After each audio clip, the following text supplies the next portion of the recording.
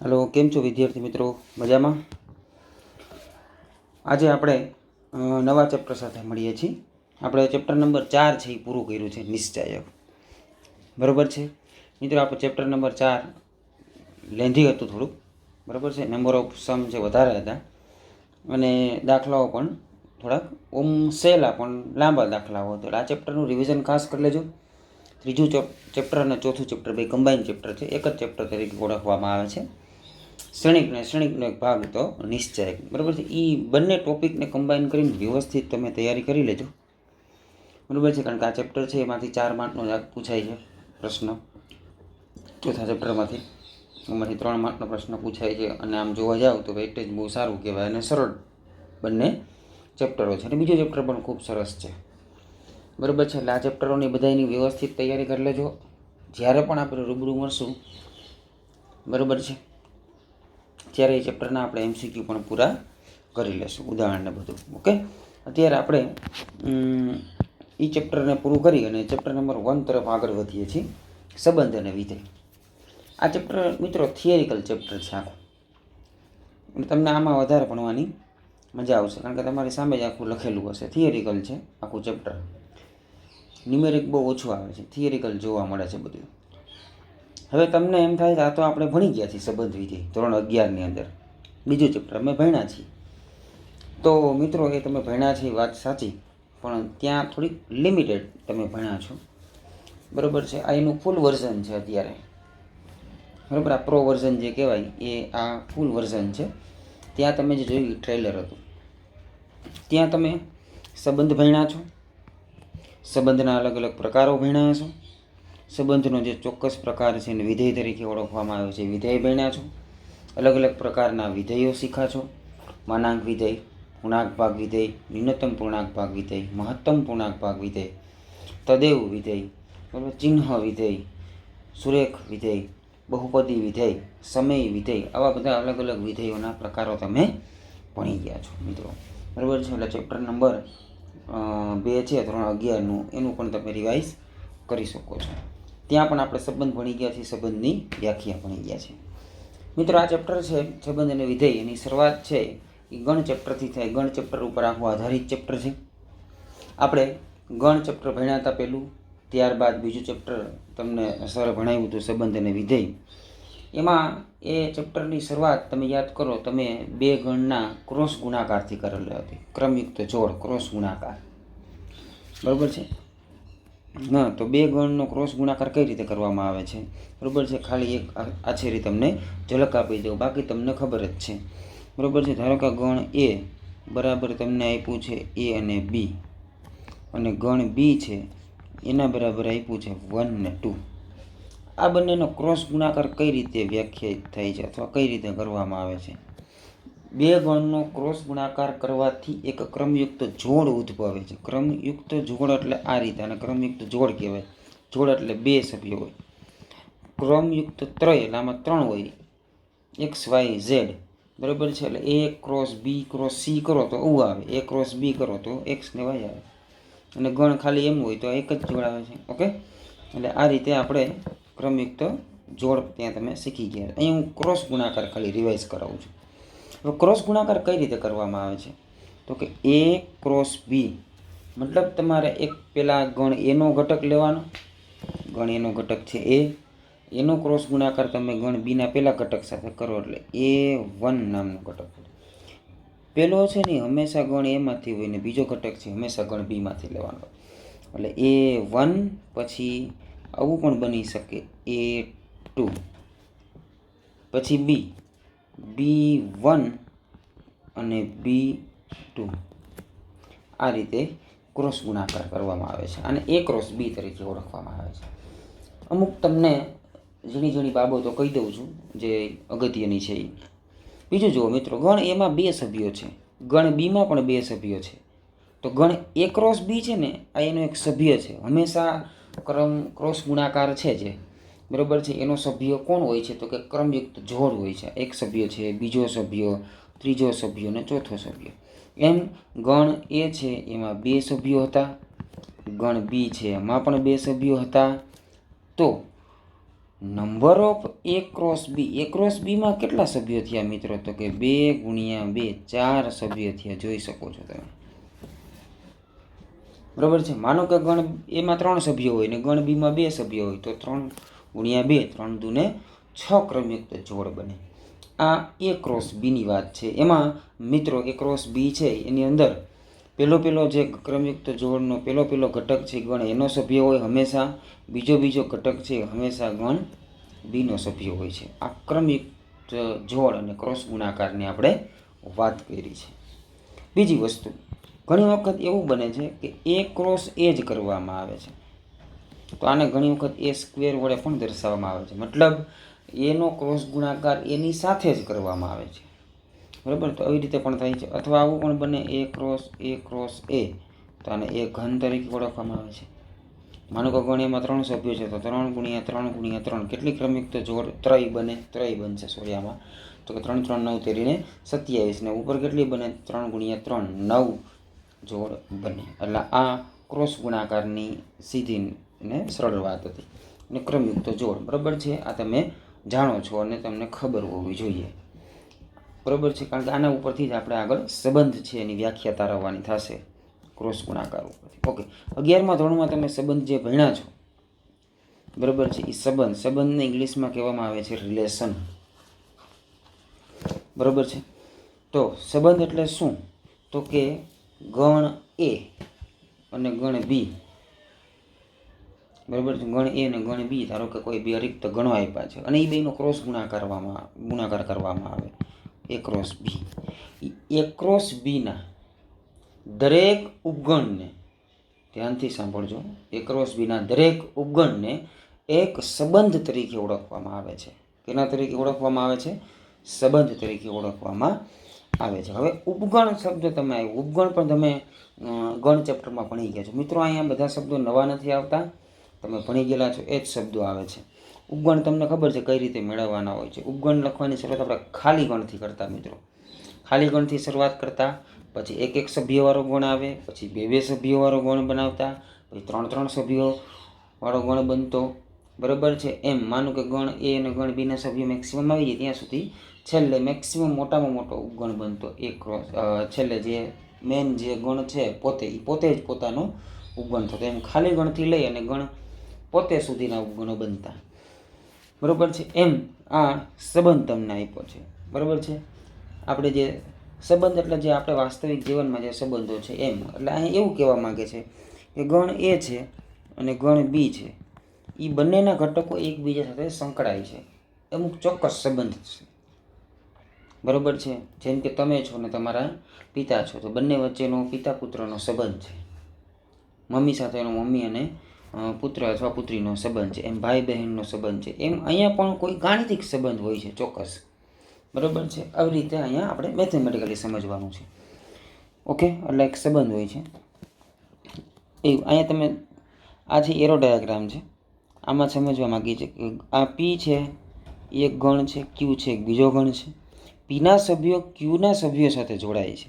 એ છે ને એ અલી સાથે જોડાનો, બી છે એ ભાનુ અને બીઓની સાથે જોડાય છે, અને સી છે એ ચંદ્રા સાથે જોડાય છે, અને દિવ્યા છે એ કોઈ સાથે જોડાતા નથી.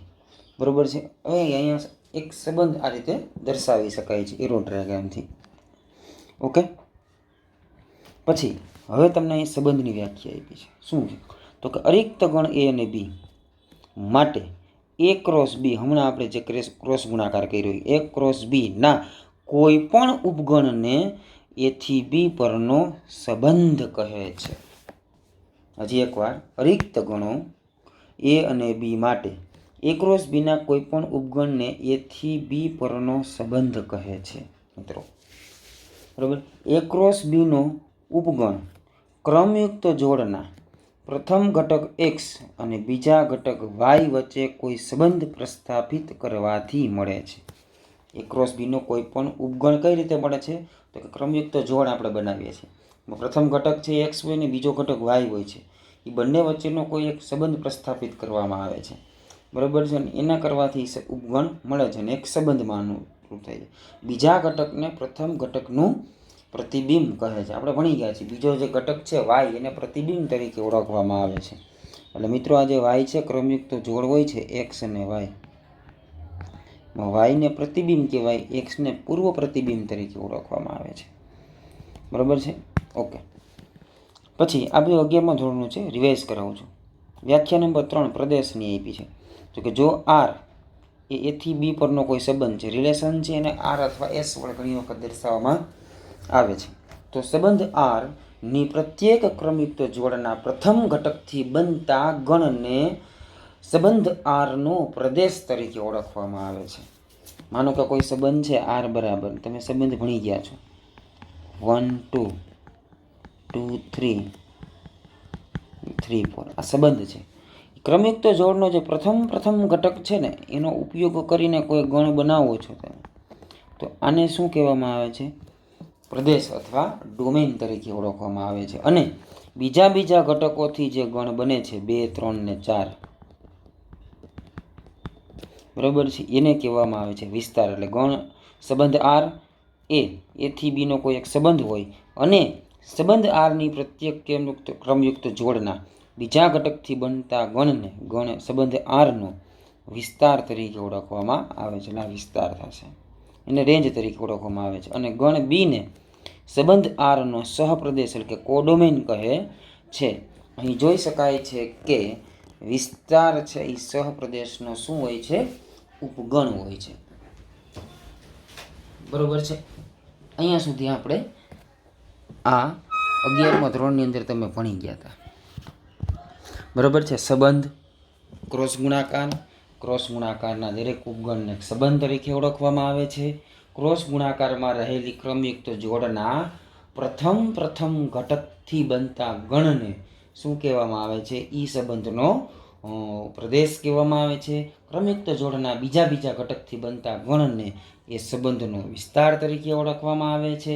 ધારો કે એથી બી પરનો કોઈ સંબંધ છે. શું છે? એથી બી પરનો કોઈ સંબંધ છે. ગણ એ અને ગણ બી બંને અરિક્ત ગણો છે, એટલે ખાલી ગણ ન હોય એવા બંને ગણો છે. અને એથી બી પરનો જો સંબંધ વ્યાખ્યાયિત હોય તો ગણ બીને સંબંધ આરનો સહપ્રદેશ કહેવામાં આવે છે. અને મિત્રો આપણે જાણીએ છીએ કે વિસ્તાર છે એ સહપ્રદેશનો શું હોય? ઉપગણ હોય. અથવા વિસ્તાર અને સહપ્રદેશ બંને સમાન હોય, અથવા તો વિસ્તાર છે એ સહપ્રદેશનો ઉપગણ થાય. રેડી? મોટામાં મોટો વિસ્તાર એ સહપ્રદેશ છે. સહપ્રદેશથી મોટો વિસ્તાર ન હોય મિત્રો. રેડી? એટલે વિસ્તાર છે એ સહપ્રદેશ કરતાં નાનો હોઈ શકે, વિસ્તાર કોઈ દિવસ સહપ્રદેશથી મોટો હોય નહીં. આ રીતે આપણે આવી નાની બાબતોને જોઈ હતી. પછી સંબંધની રીતે યાદીને લગતા ગુણધર્મની રીતે યાદીને કિરણ ડાયાગ્રામ, બરાબર, આપણે જે ગણને લખીએ છીએ એવી જ રીતે અહીંયા સંબંધને યાદીની સ્વરૂપમાં લખી શકો છો. એટલે અલ્પવિરામથી છૂટા પાડીને ગુણધર્મની રીતે, એટલે કે ગુજરાતી ભાષામાં આપણે લખીએ છીએ એક્સ એ વાય વડે વિભાજ્ય છે. આ આપણે ગુણધર્મની રીતે, એની વચ્ચે શું ગુણધર્મ છે, એની વચ્ચે શું સંબંધ છે, એ સંબંધ છે એને આપણે લખતા હોઈએ છીએ. અને કિરણ આકૃતિ એટલે કે આ રીતે પણ સંબંધને વ્યાખ્યાયિત કરી શકાય છે. બરાબર છે? એટલે આ 11મા ધોરણમાં આપણે જે ક્રોસ ગુણાકાર જે ભણી ગયા છીએ, બરાબર છે, એ અને સંબંધ વિશેની વાત થઈ, અને વિસ્તાર અને સહપ્રદેશ અને એનો પ્રદેશ, બરાબર છે, આટલી વસ્તુ આપણે ભણી ગયા છીએ. હવે ધોરણ 12ની અંદર જે આપણે આનું પ્રો વર્ઝન ભણવા જઈ રહ્યા છીએ, બરાબર છે, ફૂલ વર્ઝન, એની અંદર શું આવે છે? સંબંધની વિધિમાં, બરાબર. અહીંયા આપણે સંબંધના અલગ પ્રકારો ભણવાના થશે, બરાબર છે. સંબંધના અલગ પ્રકારો, જેમ કે ખાલી સંબંધ, બરાબર છે, રિક્ત સંબંધ, ખાલી રિક્ત વોઇડ રિલેશન. પછી સાર્વત્રિક સંબંધ આવશે, સ્વવાચક સંબંધ આવશે, પરંપરિત સંબંધ આવશે, બરાબર છે, સામ્ય સંબંધ આવશે, વિસંમિત સંબંધ આવશે, બરાબર છે, વિધેય છે એક પ્રકારનો સંબંધ છે, એ વિધેય પણ ભણવામાં આવશે. રેડી? એક સંબંધ, એક વિધેય છે. આવી રીતે અનેક, બરાબર છે, ઘણા બધા તમે સંબંધો ભણી ગયા છો. એકની વાત તો તમે 11મા ધોરણમાં પણ કરી લીધેલી હશે. ઓકે. હવે અહીંયા પ્રાસ્તાવિકમાં તમને કીધેલું જ છે કે ધોરણ 11માં સંબંધો, વિધેયો, તેમના પ્રદેશ, સહપ્રદેશ, વિસ્તારનો પરિચય મેળવ્યો. મેં તમને હમણાં જે પેજ હતું એ ધોરણ 11નું જ હતું. આપણે વિશિષ્ટ વાસ્તવિક મૂલ્યવાળા વિધેયના પ્રકારોના વિવિધ પ્રકારના વિધેયો ભણ્યા હતા. માનાક વિધેય, ચિહ્ન વિધેય છે અને તેમના આલેખો પણ વ્યવસ્થિત રીતે સમજાતા. તેમની જે રજૂઆત કરી હતી તે સંકલ્પના યાદ કરીએ. જો બે પદાર્થ અથવા રાશિને જોડતી કોઈ કડી કે પરિચિત કરી શકાય તેવી સાંકળ હોય તો તે બંને વસ્તુ અથવા રાશિ સંબંધિત છે તેમ કહેવાય. ને એ જ પ્રમાણે અંગ્રેજી ભાષાના શબ્દ રિલેશન પરથી ગણિતમાં પણ સંબંધની સંકલ્પમાં લેવામાં આવી છે.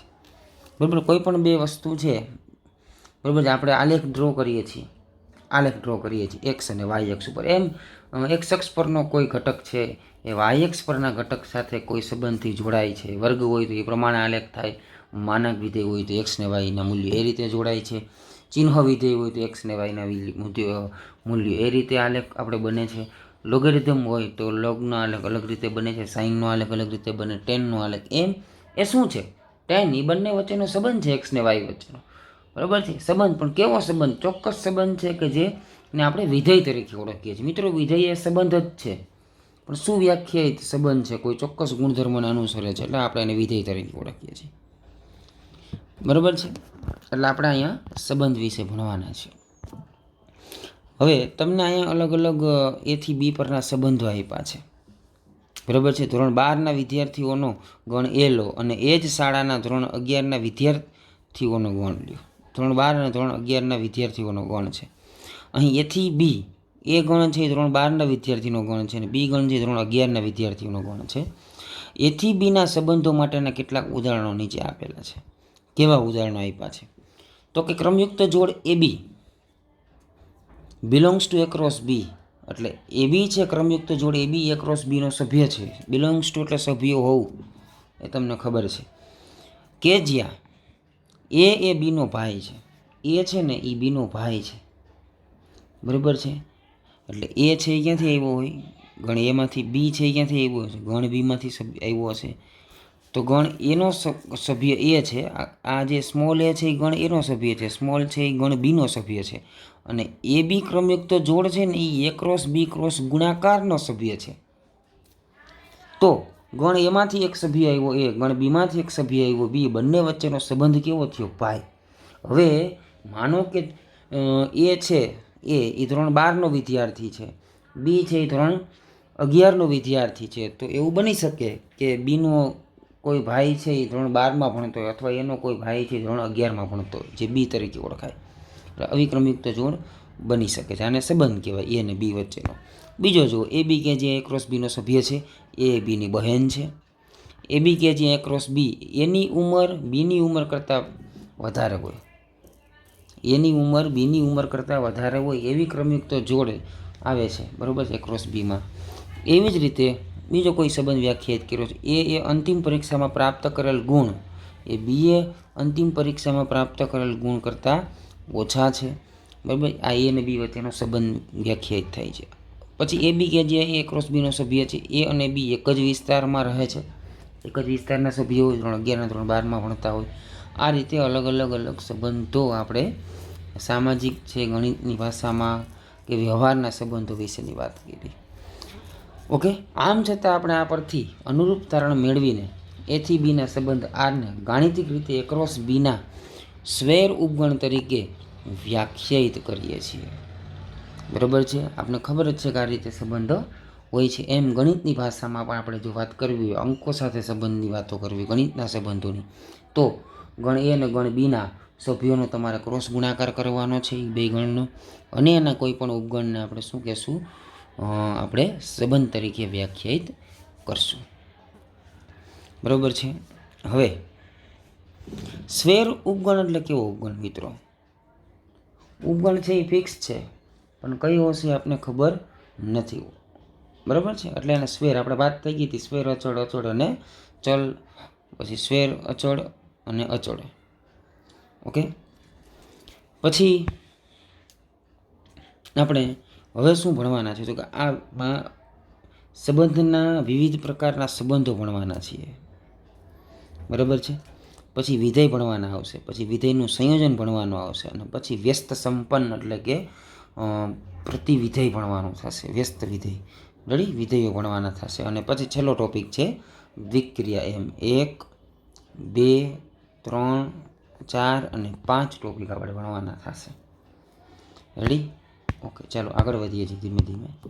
હવે સંબંધના તમને પ્રકાર આપ્યા છે મિત્રો. આ ટેક્સ્ટ બુકનું પેજ એટલા માટે લીધું છે કે તમને ખ્યાલ આવે. હમણાં આના જ પછી એક પેજ આવશે, એ આપણે લીથામાંથી આપેલું છે મેં.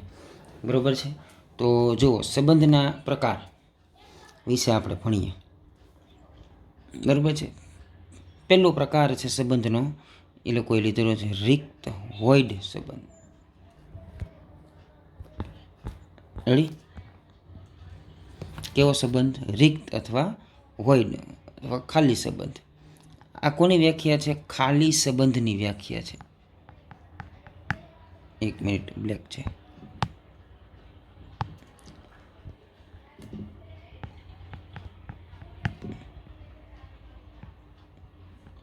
ખાલી સંબંધ અથવા રિક્ત સંબંધ.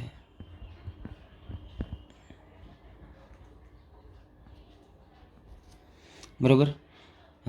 વ્યાખ્યા શું કહે છે? તો કે ગણ એ નો કોઈ પણ ઘટક એના કોઈ પણ ઘટક સાથે સંબંધ આર ધરાવતો ન હોય તો આરને ગણ એનો રિક્ત સંબંધ કહે છે. એટલે કે સંબંધ આર બરાબર ખાલી ગણ હોય એટલે એ ક્રોસ એ. મિત્રો, એક પણ પ્રકારનો સંબંધ ન હોય એટલે કેવું વાત અહીંયા થઈ રહી છે એ તમને હું કહું. માનો કે આ કોઈ ગણ છે A B C અને બીજો ગણ છે 1 2 3. આ એ છે, આ બી છે, બંને રિક્ત ગણો છે.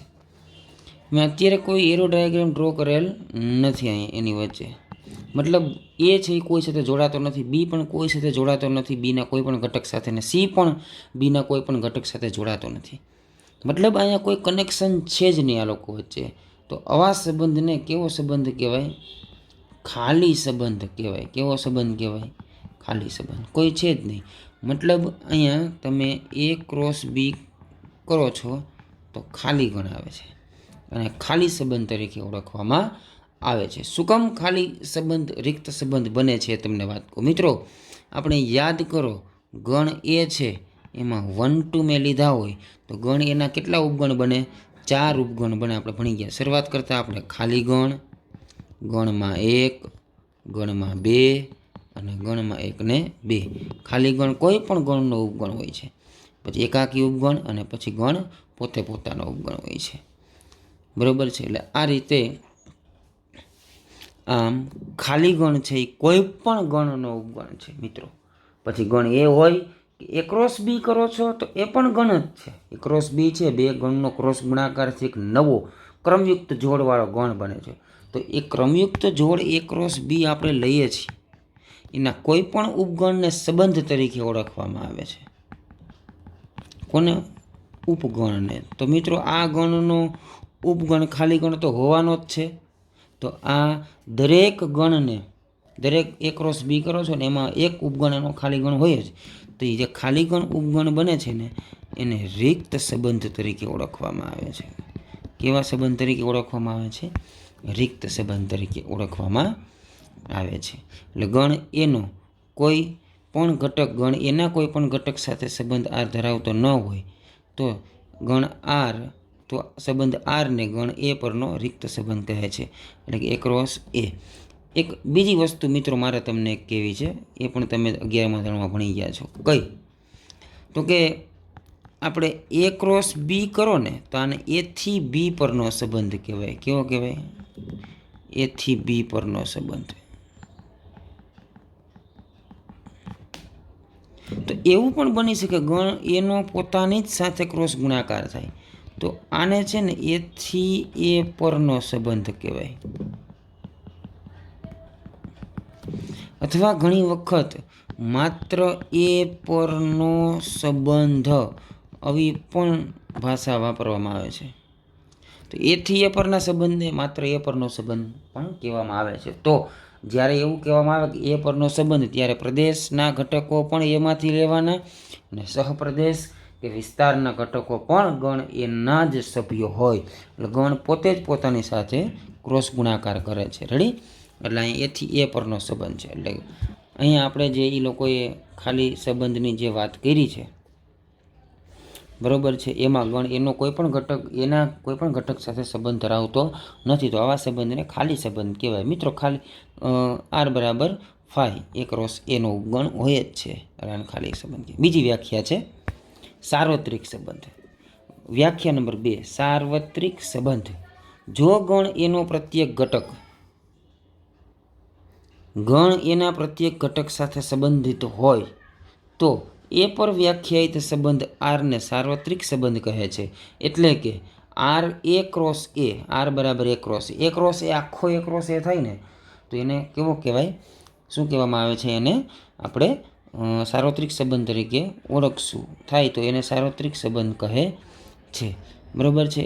એક લીટી નીચે લખી છે, રિક્ત સંબંધ અથવા સાર્વત્રિક સંબંધને ક્યારેક ક્યારેક સહજ અથવા તો ટ્રાઇવલ સંબંધ પણ કહેવામાં આવે છે.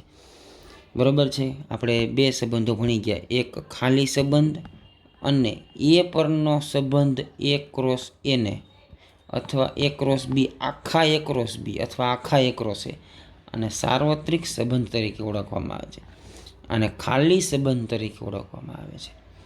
આવાને બેયને બીજી ભાષામાં કહેવામાં આવે તો સહજ અથવા તો ટ્રાઇવલ સંબંધ પણ કહેવામાં આવે છે. મિત્રો જુઓ, માનો કે ગણ એ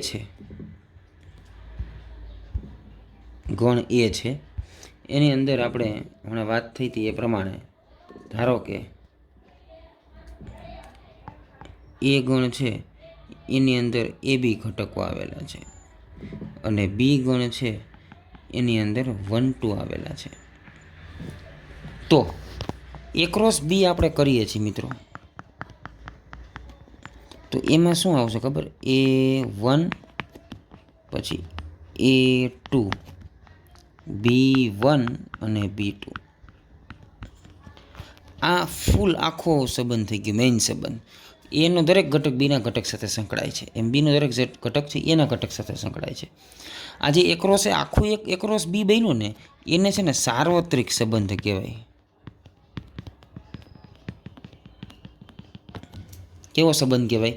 સાર્વત્રિક સંબંધ કહેવાય. હવે આ એ ક્રોસ બી બની ગયું છે મિત્રો, આ એ ક્રોસ બી એના કોઈ પણ ઉપગણને સંબંધ તરીકે આપણે ઓળખીએ છીએ. માનો કે આમાંથી 4 ઘટકો છે, તો એ ક્રોસ બીમાં 4 ઘટક હોય, કોઈ પણ ગણમાં 4 ઘટકો હોય ને, તો તેના ઉપગણોની સંખ્યા કેટલી થાય? 2/4, 16 આના સભ્યો બનશે. બરોબર છે. ઓપ્શન રેસ ટુ ઓબ્જેક્ટ એટલે 2/4 16. બરાબર છે. 2 × 2 4, 4 2 8 2 16, 16 ઘટકો બનશે અને 16 અલગ અલગ ઉપગણો બને. એમાં એક ઉપગણ ખાલી ગણ આવે અને એક ઉપગણ પોતે એ ક્રોસ બી આવી જાય. જે ફૂલ એ ક્રોસ બી બને ને એને સાર્વત્રિક સંબંધ કહેવાય. માનો કે હું આમાંથી 2 ક્રમયુક્ત જોડ લઉં છું, A1 અને B2. આમાંથી કોઈ એક સંબંધ છે R, આનો ઉપગણ છે.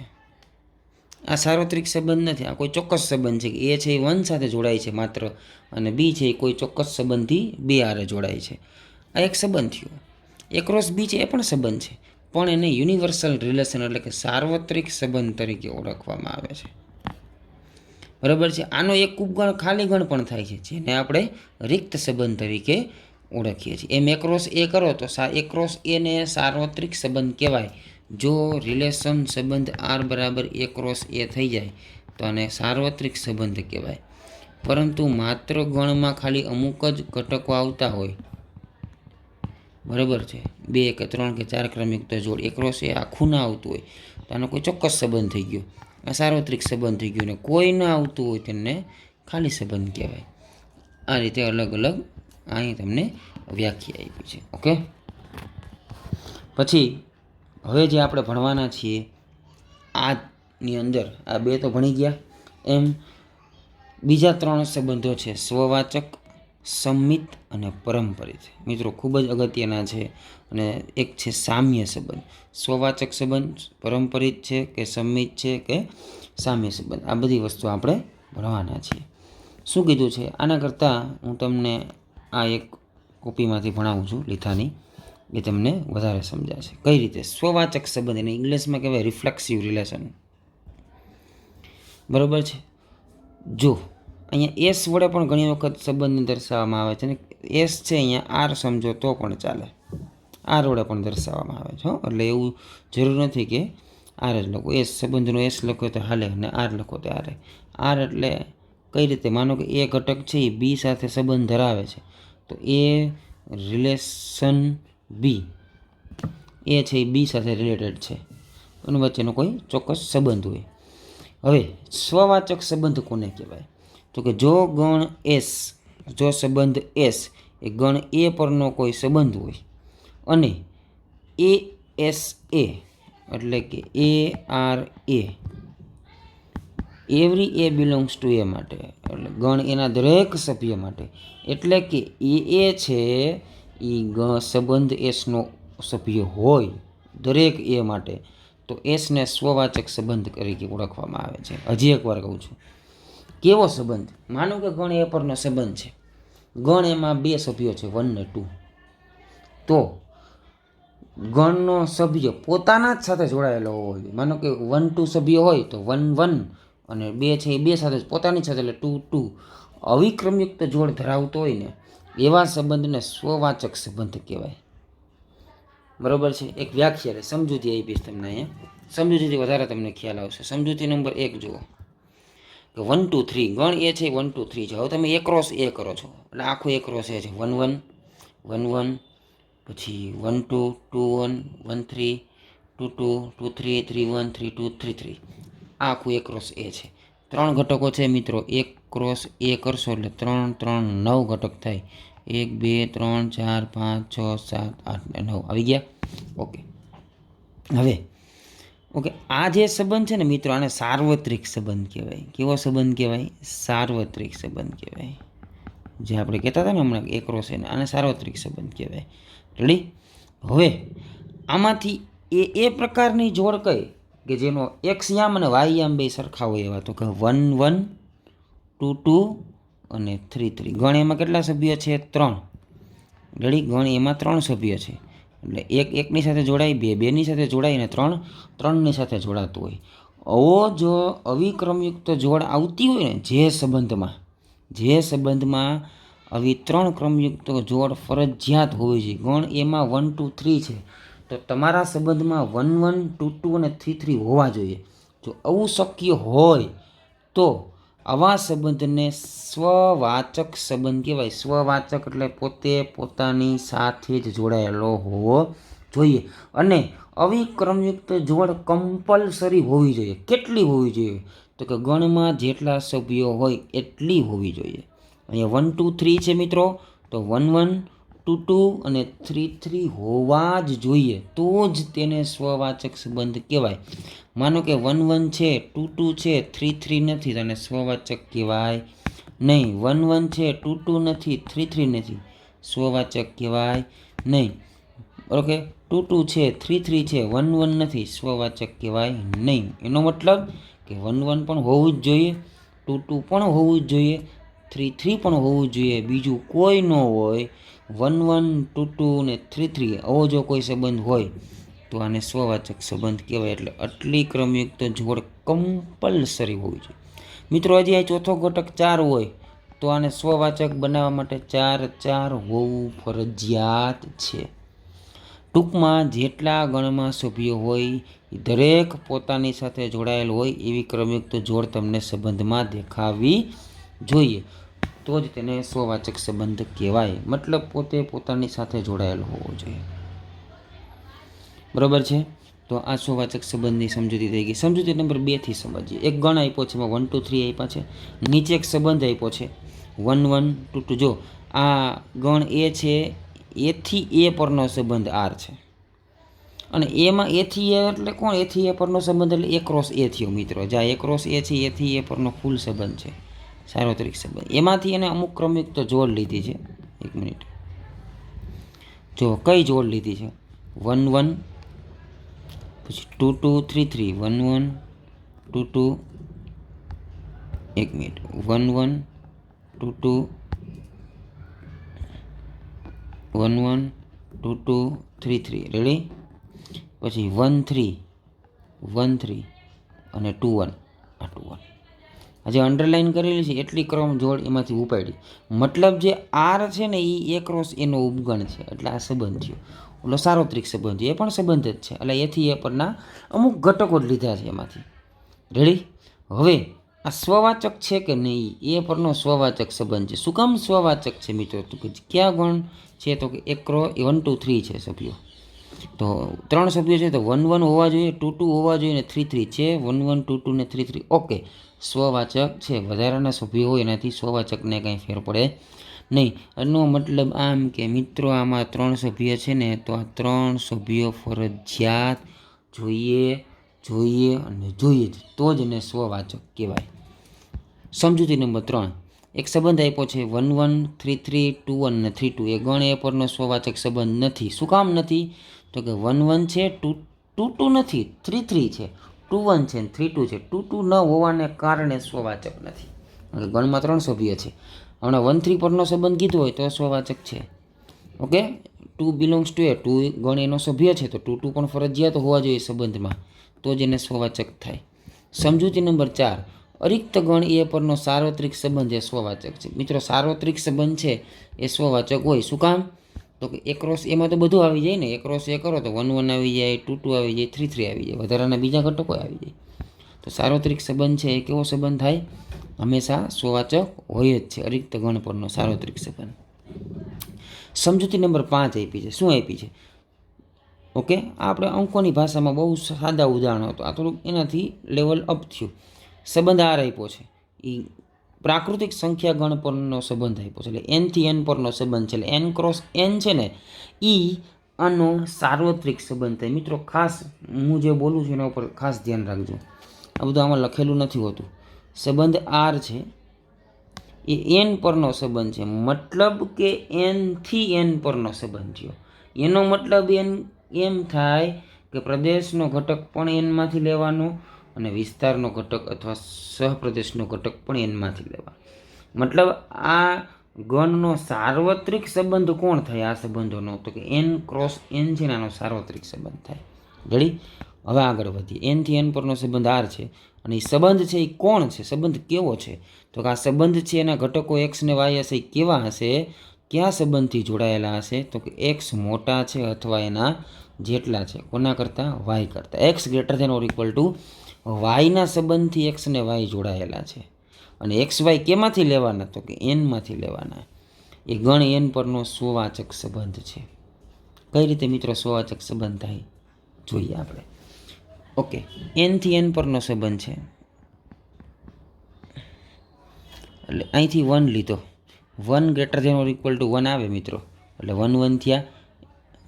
આ રીતે એન થી એન પરનો સંબંધ છે, એટલે સંબંધ છે x greater than or equal to y. માનો કે એક્સ ઇક્વલ ટુ 1 લીધા, y equal to 1, 1 greater than or equal to 1, 1 equal to 1. Okay, એટલે 1 1 આવ્યા.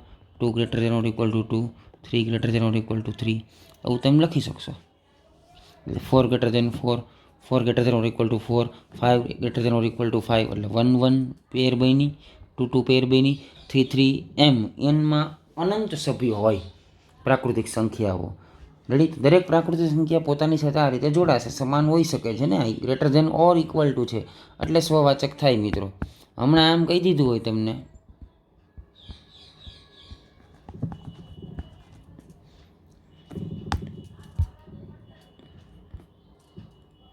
કે એક્સ ગ્રેટર ધેન વાય તો ન થાય. આમાંથી 1 લ્યો, આમાંથી 1 લ્યો તો એક્સ ગ્રેટર ધેન 1 ખોટું છે, આમાં ના આવે સંબંધમાં. રેડી. અહીં તમારે ફરજિયાત અહીંયા 2 લેવા પડે, અહીં 1 લેવા પડે, અહીં 3 લેવા પડે, અહીં 2 લેવા પડે. એન પરનો સંબંધ હોય તો. રેડી. એટલે આ રીતે બનશે તો સ્વવાચક થશે નહીં. કારણ કે દરેક પ્રાકૃતિક સંખ્યા તેના જેટલી જ હોય અથવા તેનાથી મોટી હોય, એટલે આ સંબંધનું સમાધાન એ કરે છે. સમજૂતી નંબર 6 તમને આપી છે. ધારો કે એક્સ એ અરિક્ત ગણ છે. એક્સ છે એ કોઈ અરિક્ત ગણ છે. એનો પી ઓફ એક્સ એટલે કેવો? પાવર સેટ, ઘાત ગણ આપણે ભણી ગયા છે. કોઈ પણ ગણના ઉપગણોથી બનતા ગણને એનો ઘાત ગણ કહેવામાં આવે છે. એ તેનો ઘાત ગણ છે. અને પી ઓફ એક્સ પરનો સંબંધ આર એ બી, આ સંબંધ આર આપ્યો છે એ બી, બરાબર છે. એ શું છે? એનો સભ્ય છે આરનો.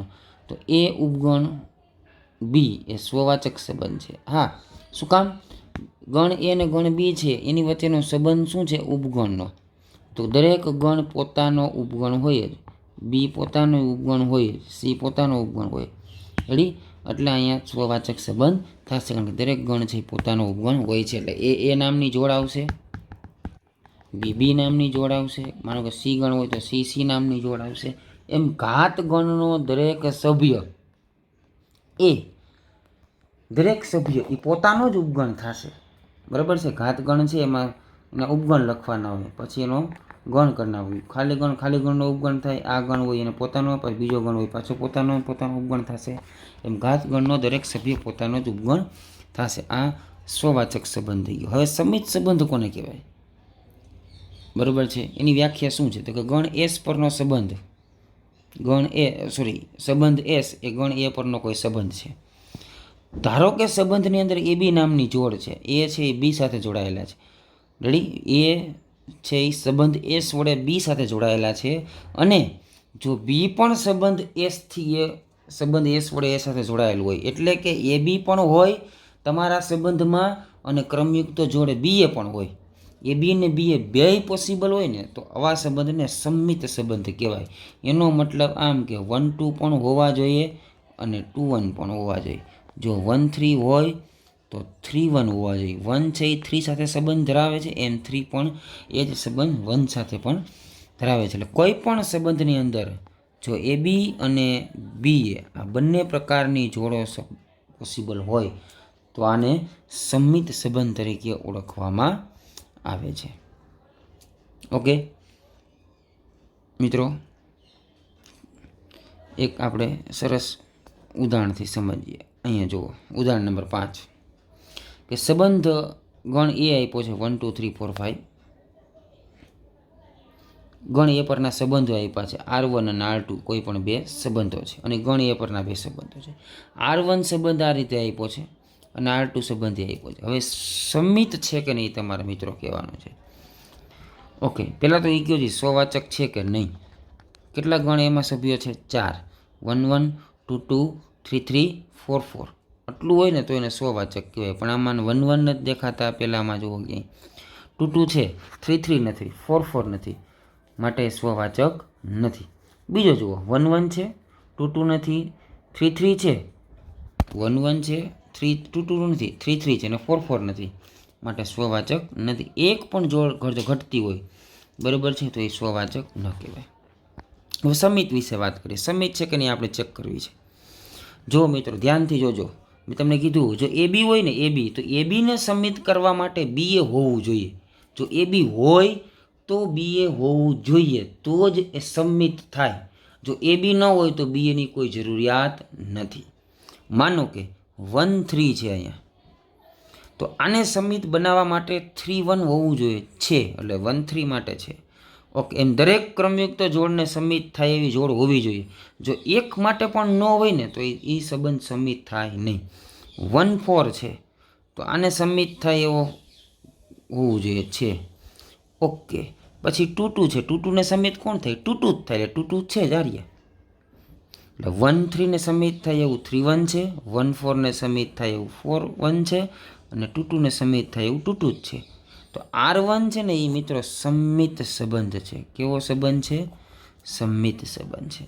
મતલબ જે ક્રમયુક્ત જોડ આપી હોય એને સમિત કરવા માટે સામે એવી ક્રમયુક્ત જોડ એ બી હોય. એટલું હું એવું જ બોલ્યો હતું, જો એ બી હોય તો બી એ હોવું જોઈએ. જો એ બી ન હોય તો બી એની કોઈ જરૂર નથી. એવી રીતે R2 કોઈ બીજો સંબંધ આપ્યો છે 1 1, એને સમિત કરવા માટે 1 1 નથી થાય, એટલે 1 1 છે. 2 1 છે, એને સમિત કરવા માટે 1 2 જોઈએ, 1 2 છે નહીં. અહીંયાથી જ ના પાડી દેવાની કે આ સમિત સંબંધ નથી. શું કામ? તો કે 2 1 છે એ R2માં છે, પરંતુ એને સમિત થાય એવી 1 2 R2માં ન હોવાથી R2 સંબંધ છે એ સમિત નથી. ઓકે, 3 3 એને સમિત કોણ થાય? 3 3 છે. 1 3 ને સમિત કરવા માટે 3 1 હોવું જોઈએ, પણ નથી. એટલે એક ઓછામાં ઓછી એક ક્રમિક તો જોડ માટે જો સમિત થાય એવી જોડ ન હોય તો એને સમિત સંબંધ કહેવાય નહીં. એટલે અહીં દેખીતું છે કે R1 એ પરનો સમિત સંબંધ છે, પરંતુ R2 નથી, કારણ કે 1 3 છે એ R2માં છે, 3 1 R2માં ન હોવાથી 1 3 છે 3 1 નથી, એટલા માટે. બીજી ભાષામાં વાત કરો તો 2 1 છે પરંતુ 1 2 નથી, તો પણ કહી શકાય. રેડી? આવી રીતના એ કોઈ પણ એક ક્રમયુક્ત જોડ માટે તમે નથી એવું સાબિત કરી દો તો એ સમિત નથી. સમિત છે એવું સાબિત કરવાનું થાય તો દરેક ક્રમયુક્ત જોડ અને સમિત થાય એવી જોડ કમ્પલસરી હોવી જોઈએ. મિત્રો, આ બહુ ઝીણી ઝીણી બાબતો છે, ધ્યાન રાખજો. યાદ રાખો, સ્વવાચક સંબંધ છે ને, આમાં થોડું નીચે સ્વવાચક સંબંધ એ સમિત સંબંધ હોય તે જરૂરી નથી. એટલે એવું નહીં માની લેવાનું કે સ્વવાચક હોય તો એ સમિત હોય જ, બરાબર છે, અને સમિત હોય તો એ સ્વવાચક હોય જ. બીજું એક તમને ગણ આપ્યો છે 1 1 2 2 3 3 1 3, એ સ્વવાચક સંબંધ છે પરંતુ સમિત નથી. શું કામ? તો કે ગણની અંદર માનો કે 1 2 3 સભ્યો છે. ગણ એ છે ને, અહીં એ ગણ એ કેવો લેવાનો છે? 1 2 3 સભ્યોવાળો. એના પરનો કોઈ એક આ સંબંધ છે, એ મિત્રો સ્વવાચક છે. શું કામ? તો કે 1 1 2 2 ને 3 3 હોવા જોઈએ. આ રહ્યા 1 1 2 2 ને 3 3 હોવા જ જોઈએ. એટલે આ સ્વવાચક છે, બરાબર છે, સમિત નથી. શું કામ? તો કે 1 3 છે તો 1 3 ને સમિત બનાવવા માટે 3 1 હોવું જોઈએ. માટે આ સ્વવાચક છે પરંતુ સમિત નથી. એક બીજી મિત્રો વાત કરી દઉં. માનો કે આ ક્રમયુક્ત જોડ જ નથી, તમારો સંબંધ છે ને આવો છે. ગણ એ છે, એના સભ્યો છે ધારો કે 1 2 3 છે, અને એથી એ પરનો કોઈ સંબંધ છે એ આ આપ્યો છે R 1 1 2 2 ને 3 3. તો આ સંબંધ છે ને મિત્રો એ સ્વવાચક છે. શું કામ? તો કે 1 1 છે 2 2 છે 3 3. સ્વવાચક થવા માટે ગણ એમાં જેટલા સભ્યો હોય દરેક પોતાની સાથે જોડાઈને જે ક્રમયુક્ત જોડ બનાવે છે એવી તમામ જોડ હોવી જોઈએ. બીજી વસ્તુ, સમિત માટે શું છે મિત્રો? આ સંબંધ સમિત પણ છે. શું કામ? તો કે 1 1 ને સમિત થાય એવી 1 1, 2 2 ને સમિત થાય એવી 2 2, અને 3 3 ને સમિત થાય એવી 3 3. હવે અહીં ધરાર એમ ન કહેવાય કે 1 3 નથી ને 3 1 નથી, 2 1 નથી ને 1 2 પણ નથી, 2 3 નથી ને 3 2 પણ નથી. હોય તોની વાત છે મિત્રો. રેડી? એટલે આ સમિત છે, આ સંબંધ છે એ સમિત છે. પણ જો હવે આવું કરી નાખવામાં 1 3 આવી જાય ને તો 3 1 હોવું જોઈએ, તો આ સમિત થઈ જાય. જો 3 1 ઉમેરો ને તો પણ સમિત થઈ જાય, અને આને તમે દૂર કરી નાખો છો તો પણ સમિત થઈ જાય. પણ 1 3 એકલું પડ્યું છે તો સમિત નથી. એટલે એવું કહેવા માગું છું કે જો 1 3 હોય તો 3 1ની જરૂરિયાત છે સમિત થવા માટે. જો 1 3 જ ન હોય તો 3 1ની કોઈ જરૂરિયાત જ નથી. એટલે જેટલી ક્રમયુક્ત જોડ આપી હોય ને તમને સંબંધમાં, એટલી જ ક્રમયુક્ત જોડ અને સમિત થાય એવી જોડ તમારે જરૂરિયાત ઊભી થાય. વધારાની જોડની કોઈ જરૂર નથી. એમ જો અહીંયા 1 3 નથી તો 3 1ની કોઈ જરૂર જ નથી. એટલે ધરાર એમ નહીં કહેવાનું કે 1 3 નથી, 3 1 નથી, 2 3 નથી, 3 2 નથી, 1 2 નથી, 2 1 નથી, ઓકે, તો સમિત નથી એમ નહીં. જે ક્રમયુક્ત જોડ આપી હોય એના માટે જ વિચારવાનું છે, ન આપી હોય તો કોઈ પ્રશ્ન જ નથી. એટલે હું અહીં એવું નથી કહેતો કે 2 3 નથી અને 3 2 નથી એટલે સમિત નથી, ઓકે. માત્ર આપી છે એના માટે જ જોવાનું છે. હા, સ્વવાચકમાં ખાસ જોવાનું, ગણમાં 3 સભ્યો છે તો 3 3 જોડ હોવી જ જોઈએ તો જ સ્વવાચક થાય, ઓકે. હવે એક સંબંધ આવે છે પરંપરિત સંબંધ. પરંપરિત સંબંધ કેવો છે? તો કે ગણ એ પરનો સંબંધ છે, એસ સંબંધ આપ્યો છે. એટલે સંબંધ છે એમાં કેવી કેવી ક્રમયુક્ત જોડ? તો કે એ છે એ બી સાથે સંબંધ એસથી જોડાયેલો છે, બી છે સી સાથે સંબંધ એસથી જોડાયેલો છે. જો આવું હોય, એ છે એ બી સાથે જોડાયેલો હોય, બી છે એ સી સાથે જોડાયેલો હોય, અને એ છે એ પણ સી સાથે જોડાયેલો હોય, તો આવા સંબંધને પરંપરિત સંબંધ કહેવામાં આવે છે. અને એબીસી ત્રણેય ગણ એના સભ્યો છે. એટલે કે જો એ બી પણ તમારા ગણમાં સંબંધમાં હોય, બીસી પણ હોય, જોજો ધ્યાનથી જોજો મિત્રો, આ એ બી હોય, બીસી હોય તો એસી હોવું જોઈએ. ઉનાળો છે એટલે ગરમી થાય, રેડી? એટલે એ બી ક્રમયુક્ત જોડ તમારા સંબંધમાં હોય, બીસી ક્રમયુક્ત જોડ તમારા સંબંધમાં હોય. મિત્રો જોજો શું થાય છે, કઈ રીતે આ બેનો મેળ કર્યો. જો અહીં બી છે તો અહીં બી છે, એટલે આ પહેલી ક્રમયુક્ત જોડ છે એનો બીજો ઘટક, અને આ બીજી ક્રમયુક્ત જોડ છે એનો પહેલો ઘટક. એટલે આવું મેચિંગ થતી હોય ક્રમયુક્ત જોડ જો તમારા સંબંધ હોય, કેવું મેચિંગ થતી હોય, તમે બાજુમાં લખો ને તો આ સભ્યો સમાન થતા હોય, એવી ક્રમયુક્ત જોડ જો તમારા સંબંધમાં હોય તો આવા સંબંધને પરંપરિત બનાવવા માટે કઈ ક્રમયુક્ત જોડ હોવી જોઈએ? તો કે છેલ્લો જે સભ્ય છે ને એસી, એવી એસી હોય તો જ એ પરંપરિત સંબંધ થાય. જો એસી ન હોય તો પરંપરિત થાય નહીં. બીજી હોય પરંપરિત ક્યારે થાય? એબી હોય બીસી હોય તો એસી હોવું જોઈએ. એબી હોય બીસી હોય તો એસી હોવું જોઈએ, તો આને પરંપરિત સંબંધ કહેવાય. બીજી ભાષામાં વાત કરું, જેમ આપણે સમિતમાં કર્યું કે 1-3 હોય તો 3-1ની જરૂરિયાત ઊભી થાય, પણ આવા સંજોગો જ ન ઊભા થતા હોય તમારા સંબંધમાં. કેવા સંજોગો? તો કે પાસેના જે આ ઘટકો છે ને એ સમાન થાય એવા. તો જ આવું થાય, જો પાસેના સમાન થાય તો જ તમારે એસીની રિક્વાયરમેન્ટ રાખવાની છે, તો જ એ પરંપરિત છે એમ તમારે કહેવાનું છે. માનો કે આ નથી એસી તો એ પરંપરિત નથી, એસી છે તો પરંપરિત છે. બીજી ભાષામાં પણ આ સંબંધ પરંપરિત થાય. કઈ રીતે? એવી કોઈ ક્રમયુક્ત જોડ જ નથી જેનો પાસેનો ઘટક સમાન થાય. ચાલો હું એક ઉદાહરણ લખું છું. માનો કે કોઈ આ સંબંધ છે આર 1-2 3-2 1-4.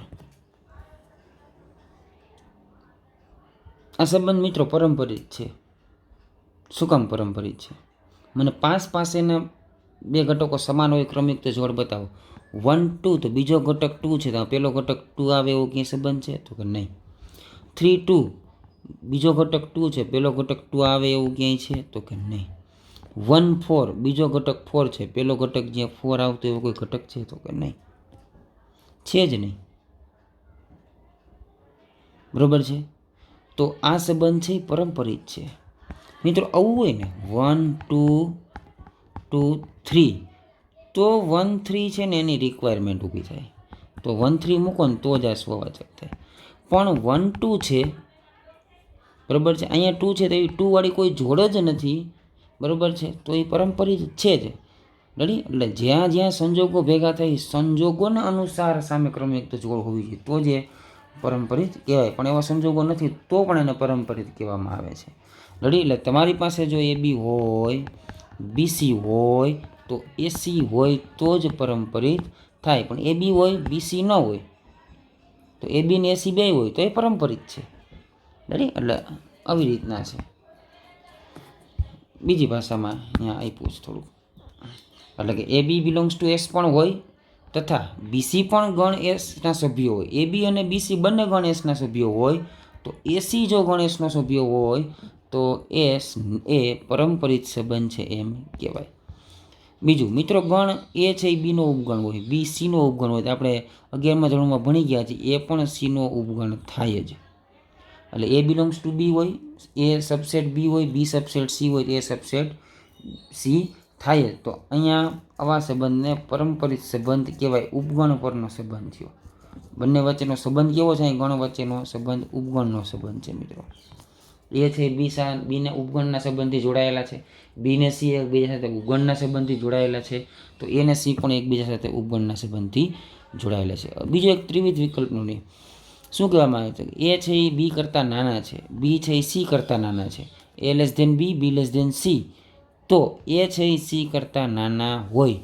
બરાબર? તો આવા સંબંધને પણ પરંપરિત સંબંધ તરીકે ઓળખવામાં આવે છે. રેડી મિત્રો? એટલે આ બે આ ઉપગણનો સંબંધ થયો. અહીંયા બંને વચ્ચે કયો સંબંધ છે? લેસ ધેનના સંબંધથી જોડાયેલા છે, એ અને બી, બી ને સી. એટલે અહીંયા જો મિત્રો એ બી એ લેસ ધેન બી છે, બી લેસ ધેન સી છે, એટલે એ લેસ ધેન સીની જરૂર પડી તો જ આ પરંપરિત થાય. જો એ લેસ ધેન સી ન હોય તો પરંપરિત થાય નહીં. એ લેસ ધેન બી છે, બી લેસ ધેન સી ન હોય તો પણ આ પરંપરિત થાય. શું કામ? તો પાસેની જોડના ઘટકો સમાન થાય એવો પ્રશ્ન જો ઉદ્ભવે તો તમારે વિચારવાનું છે, નકર વિચારવાનું આવતું નથી. ઓકે? એટલે સાર્વત્રિક સંબંધ છે ને એ પરંપરિત છે. એટલે સાર્વત્રિક સંબંધ છે એ બધા પ્રકારનો હોય, સ્વવાચક, સંમિત ને પરંપરિત. રેડી? ઓકે. હવે આવે છે સામ્ય સંબંધ. સામ્ય સંબંધ એટલે શું? તો કે ગણ એ પરનો કોઈ પણ સંબંધ આપ્યો છે એસ અથવા આર, એ સ્વવાચક હોય, સંમિત પણ હોય અને પરંપરિત પણ હોય તો એ પરનો સામ્ય સંબંધ કહે છે. કેવો સંબંધ કહે છે? ઇક્વિવેલન્સ રિલેશન એને સામ્ય સંબંધ કહે છે. અને જો સંબંધ એસ સામ્ય સંબંધ હોય તો એક્સ વાય ક્રમયુક્ત જોડ એક્સ વાય છે ગણ એસ એટલે કે સંબંધ એસનો સભ્ય હોય તો એક્સ સામ્ય વાય લખવામાં આવે છે. શું લખવામાં આવે છે? આ સામ્યની નિશાની થઈ, બરાબર છે. એક્સ સામ્ય વાય લખવામાં આવે છે. આ કેવા સંબંધને સામ્ય સંબંધ કહેવાય? સ્વવાચક હોય, સંમિત પણ હોય અને પરંપરિત પણ હોય. પરંપરાગત એવું છે ને, પરંપરિત સંબંધમાં એ બીનો ઉપગણ, બી સીનો ઉપગણ, તો એ સીનો ઉપગણ થાય. રેડી? એટલે આ રીતે તમે આને પરંપરાગત રીતે જોઈ શકો છો. એ બી પછી બી પછી સી, તો એ ડાયરેક્ટલી સી સાથે છે. એ પણ સી જ ગુણનો હોય. ચાલો હવે એ રીતે આ આપણે સંબંધો ભણ્યા, સ્વવાચક, સમિત અને સ્વવાચકમાં મિત્રો પોતે પોતાની સાથે જોડાયેલો હોય એટલે કેવી ક્રમયુક્ત જોડ જોઈએ તમારે? એ પ્રકારની. સમિતમાં તો કે એ બી હોય તો બી એ પણ જોઈએ તો જ સમિત થાય. પરંપરિતમાં શું કીધું આપણે? તો કે એ બી હોય પછી બી સી હોય તો એસી પણ હોવા જ જોઈએ તો પરંપરિત થાય. જો એ બી હોય અને બીસી ન હોય તો એ પરંપરિત તો પણ થાય છે. આપણે વાત થઈ ગઈ છે. રેડી? સામ્ય સંબંધ એટલે બીજું કાંઈ નથી. સ્વવાચક, સમિત અને પરંપરિત ત્રણેય પ્રકારનો જો સંબંધ હોય, બરાબર છે, આર સંબંધ છે, સ્વવાચક હોય, સમિત હોય અને પરંપરિત હોય અને સામ્ય સંબંધ કહેવાય. હવે એક અલગ પ્રકારનો સંબંધ છે વિસમિત સંબંધ. મિત્રો અહીં ઘણા વિદ્યાર્થી મિત્રો અને ઘણા લોકો છે અહીં ભૂલ ખાય છે. વિસમિત સમિત હોય ને એને જો સ્વવાચક સંબંધ હોય ને તેને સ્વવાચક સંબંધ કહેવાય. ન હોય તો સ્વવાચક નથી. એમાં અસ્વવાચક ને એવું કંઈ આવતું નથી. બીજું સમિત સંબંધ. સમિત સંબંધ હોય તો સમિત સંબંધ છે એમ કહેવાય. સમિત સંબંધ ન હોય તો કહેવાનું સમિત નથી. અસમિત ને વિસમિત ને એવા શબ્દ વાપરવાના નથી. સમિત છે તો કે હા સમિત છે, સમિત નથી તો કહેવાનું સમિત નથી. સમિત ન હોય અને વિસમિત કે અસમિત નથી કહેવાનું. એટલે વિસમિત એક અલગ પ્રકારનો સંબંધ છે. રેડી? પરંપરિત હોય તો પરંપરિત છે, પરંપરિત ન હોય તો પરંપરિત નથી અથવા પરંપરિત નહીં. બરોબર છે? અહીંયા અપરંપરિત કે વિપરંપરિત વાપરવાના નથી. અહીંયા વિસમિત છે એક અલગ જ ટોપિક છે. કેવો? તો કે જો સંબંધ એસ એ ગણ એ પરનો કોઈ સંબંધ હોય, એ બી છે ને એ ગણ એસનો સભ્ય હોય, બી એ પણ ગણ એસનો સભ્ય હોય અને એ બરાબર જો બી હોય તો આને વિસમિત સંબંધ કહેવામાં આવે છે. એ બી અને બી એ ગણ એસના સભ્યો હોય પરંતુ એ શું કામ બે ગણના એસના સભ્ય? એ બી પણ એસમાં આવે છે અને બી એ પણ એસમાં આવે છે. આને આપણે સમિત કહીએ છીએ. યાદ કરો, એ બી અને બી એ બે એસમાં હોય તો સમિત કહેવાય અને એ અને બી અલગ અલગ હોય ત્યારે. પણ અહીંયા એ લોકોએ શું કહી દીધું કે એ ને બી સમાન છે માટે એ બી અને બી એ બંને વિસમિત સંબંધના સભ્યો થાય. આવા સંબંધને વિસમિત કહેવાય. એક અહીંયા બીજી ભાષામાં વાત કરીએ. કઈ રીતે? ઘાત ઉપગણ છે ગણ યુ, સાર્વત્રિક ગણ યુના ઘાત ગણની આપણે વાત કરીએ. પી ઓફ યુ કે એ ઉપગણ બી છે અને બી ઉપગણ એ છે. તો એવું ક્યારે બને કે એ ગણ એ છે એ બીનો ઉપગણ હોય અને બી ગણ એનો ઉપગણ હોય? તો જ શક્ય બને એ બરાબર બી હોય.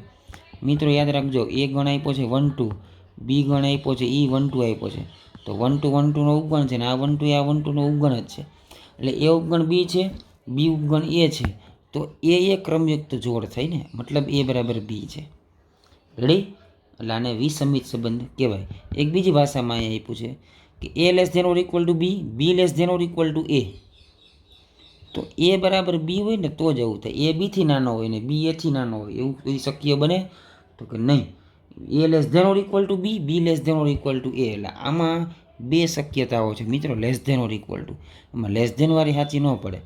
એ લેસ ધેન બી ને બી લેસ ધેન એ એવું કોઈ દી હોય? એ બીથી નાનો છે બી એથી નાનો છે? નહીં. ભેગું ઇક્વલ ટુ મૂકવામાં આવે ને તો કે હા આવી પોસિબિલિટી ક્યારે બને કે એ બરાબર બી હોય તો જ થાય. બરાબર છે? આવું બની શકે 2 less than or equal to 2, 2 less than or equal to 2 અને 2 less than or equal to 2. બરાબર?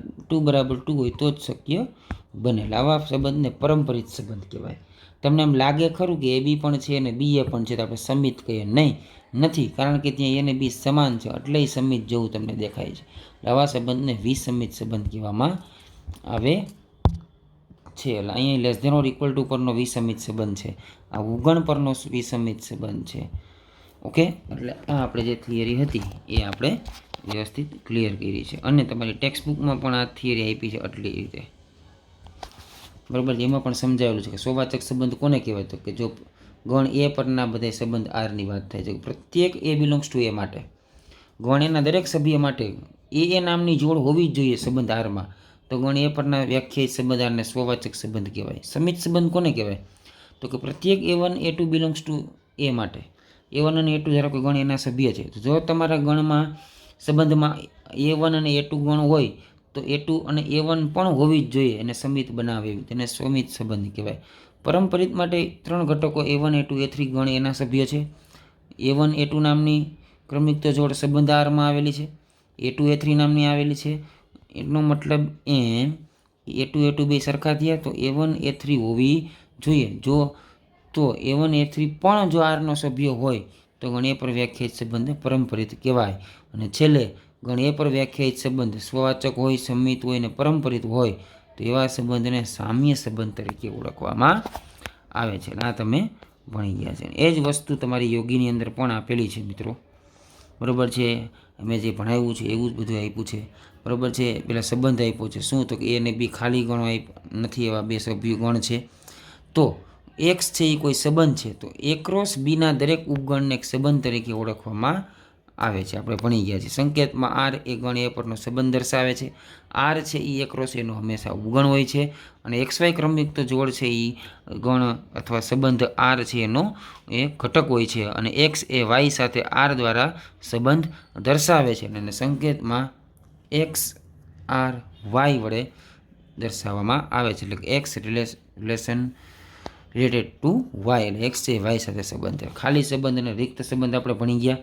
સાર્વત્રિક સંબંધ એટલે ગણ એ પરનો સાર્વત્રિક સંબંધ કોણ થાય, એ ક્રોસ એ થી બી પરનો સાર્વત્રિક સંબંધ કોણ થાય, એ ક્રોસ બી. ઓકે, સ્વવાચક સમિત પરંપરિત ભણી ગયા, સામ્ય સંબંધ ભણી ગયા. અહીંયા સુધી આપણે રાખવાનું છે. આ તમારું સ્વાધ્યાય 1.1 સુધી આવી જશે. અમુક જે દાખલો આપણે હમણાં ભણશું. રેડી? ઓકે, એટલે આ થિયરી છે મિત્રો, તમારે કઈ રીતે લખવાની છે. ઓકે, તો થિયરી માટે તમારે પહેલેથી હું કહી દઉં છું થિયરી માટે શું કરવાનું છે. વ્યાખ્યા નંબર 2, વ્યાખ્યા નંબર 3, વ્યાખ્યા નંબર 4 લખવાની છે હોમવર્કમાં.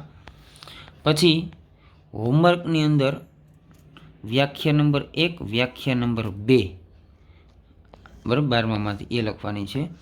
પછી તમારે સ્વવાચક સંબંધ આમાંથી લખવાનો છે, સમિત સંબંધ લખવાનો છે, એના ઉદાહરણ, બરાબર છે, અને પરંપરિત સંબંધ લખવાનો છે, અને સામ્ય સંબંધ અને વિસમિત સંબંધ, આટલું કરવાનું છે. આ લખવાનું નથી, એ આગળ આવી ગયું છે. ઓકે, એટલે આ આપણે આજની થિયરી કર્યા છે. નેક્સ્ટ ટાઈમ આપણે દાખલાઓ ગણશું, થોડા ઉદાહરણો જોશું, એટલે તમને વ્યવસ્થિત વધારે ખ્યાલ આવશે. ઓકે, આટલું વ્યવસ્થિત જોઈ લેજો. રેડી? હોમવર્કમાં એકવાર કરી અને એકવાર ફેરબુકમાં ઉતારી લેજો. Okay, thank you.